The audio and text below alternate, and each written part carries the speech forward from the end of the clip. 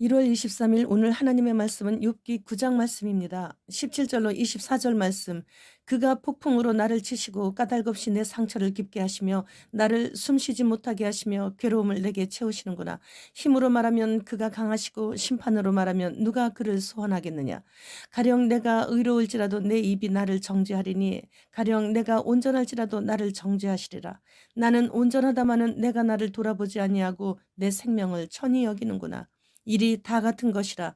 그러므로 나는 말하기를 하나님이 온전한 자나 악한 자나 멸망시키신다 하나니 갑자기 재난이 닥쳐 죽을지라도 무죄한 자의 절망도 그가 비웃으시리라. 세상이 악인의 손에 넘어갔고 재판관의 얼굴도 가려졌나니 그렇게 되게 한 이가 그가 아니시면 누구냐.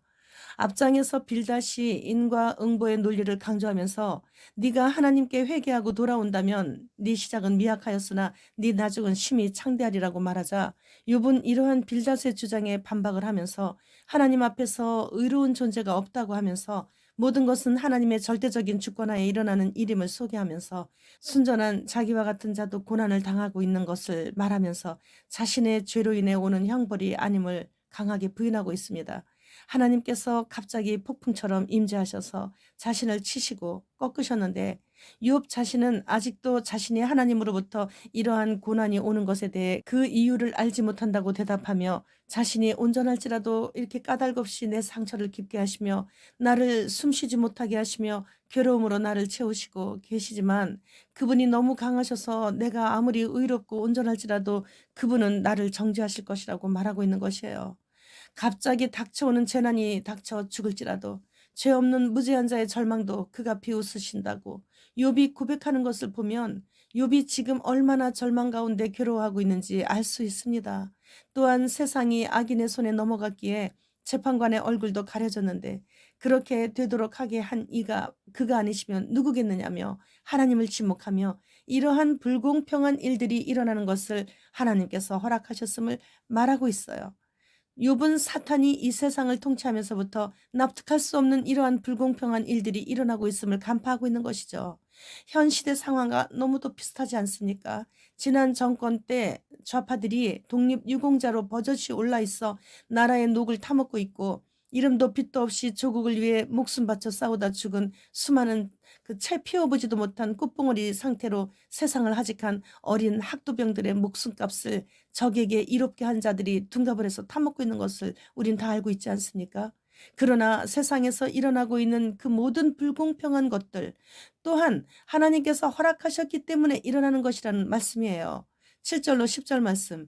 그가 해를 명령하여 뜨지 못하게 하시며 별들을 가두시도다. 그가 홀로 하늘을 펴시며 바다 물결을 밟으시며 북두성과 삼성과 묘성과 남방의 밀실을 만드셨으며 측량할 수 없는 큰 일을 셀 수 없는 기이한 일을 행하시느니라.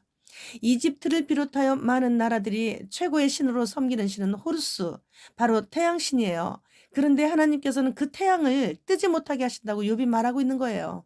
그들이 섬기는 태양도 하나님께서 말씀 한마디 하시면 뜨지 못하게 되는 피조물임을 밝히고 있는 것이죠. 무슬림 국가들인 아랍에서는 초승달 신인 알라를 섬기고 있어요. 유럽은 별점을 보면서 별신을 섬기고 있죠. 그들이 한결같이 떠받들면서 섬기고 있는 달과 별들을 가두어 버리시는 하나님이시라고 말하면서 그가 홀로 하늘을 펴시며 바다 물결을 밟으시며 측량할 수 없는 큰 일을 셀 수 없는 기이한 일을 행하시는 분이심을 말하고 있어요. 욥은 하나님이 이렇게 크시고 무한하신 분이심을 알았기에 입술로 죄짓지 않을 수 있었고 모든 고난을 참고 견딜 수 있었던 것이에요. 우리가 하나님을 잘 모르기 때문에 작은 문제를 가지고서 불평을 하는 것이죠. 일이 참 잘 안 풀린다고 짜증을 내는 것이에요. 욥처럼 하나님을 잘 안다면 인생 살아가면서 만나는 수많은 일들에 대해 관대해지게 되는 것이죠. 그래서 우린 나와 관계되는 사람들을 이 기준에 비추어 볼 때 사람과의 관계를 조정할 수가 있게 됨으로 인해 상처를 덜 받을 수 있게 되는 것입니다. 순교자의 소리의 창업자인 루마니아의 리처드 범브란트 목사님은 공산당에 의해 14년간 독방에 갇혀 지내는데 하루 17시간을 쉬지 않고 기독교는 망했다, 공산주의는 흥했다, 뭐 이런 식의 그 소리를 눈도 감을 수 없게 하면서 뇌를 절대 쉬지 못하게 하는 그런 감옥 생활을 하면서 그걸 들어야 된다는 거예요. 기독교인 명부를 넘기라고 그러는데 입을 열지 않았기 때문에 잠도 못 자게 하고 구타를 얼마나 심하게 하는지 견딜 수가 없을 정도로 거기에다 또 약물까지 투입을 하는 등 말할 수 없는 고문 속에서도 그는 입을 열지 않았습니다. 그 대가로 여자도 아이도 파란색도 갈색도 그 어느 색도 보지 못하고 오직 회색만 보면서 14년을 그렇게 독방에서 갇혀 살았습니다. 어떨 때는 두 손을 뒤로 묶인 채로 아무것도 할 수 없는 상태로 몇 날 며칠을 그렇게 지내야 할 때도 있었고요. 그래서 식사들을 할 때도 개처럼 핥아먹을 때가 있었다고 합니다. 그리고 또 그 식사도 또 마음에 안 들면 일주일에 빵 한 조각만 나올 때도 있었다는 거예요. 그런데 어느 날 리처드는 주님께 제게 말씀해 주실 수 있으신가요? 하고 여쭙대요. 그랬더니 음성이 들리는데 네 이름이 무엇이냐라고 물으셨다는 거예요. 그래서 전능하신 하나님께서 내 이름을 모르신다니 이런 생각이 잠시 들었지만 자신의 이름이 리처드입니다. 이렇게 말씀을 못 드렸대요. 그래서 그렇게 오랜 시간 대답을 못하고 있다가 주님 이름으로 살고 싶다고 이렇게 말씀을 드렸다는 거예요. 그러니까 나는 이제 없어요.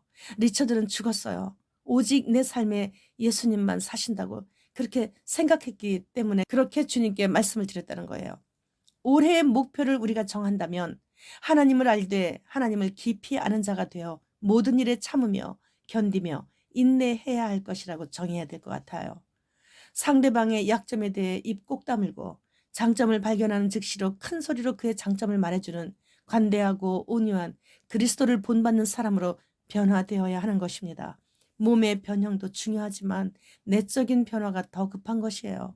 내적인 변화 없이 몸의 변형은 절대로 올 수가 없는 것이기 때문이죠. 이제는 내 이름으로 살지 않고 리처드 범버란트 목사님처럼 예수님의 이름만 드러나는 나의 삶이 되어야 되는 것이에요. 지금은 말세치말 아주 끝자락이지 않습니까? 올해부터는 모든 것이 더 빨라지게 되죠. 이제는 백신과 디지털 아이디가 결합하는 단계까지 접어들었습니다. 다음은 디지털 신분증이 사람의 인체에 발급되는 단계만 남았어요. 짐승의 표가 우리 몸에 들어오는 단계 말이에요. 하나님을 알되 깊이 알아야만 내 영혼이 살게 되는 것이고 이럴 때 주 예수 그리스도로 인해서만 내 마음에 평안이 올 수 있는 것입니다. 마라나타.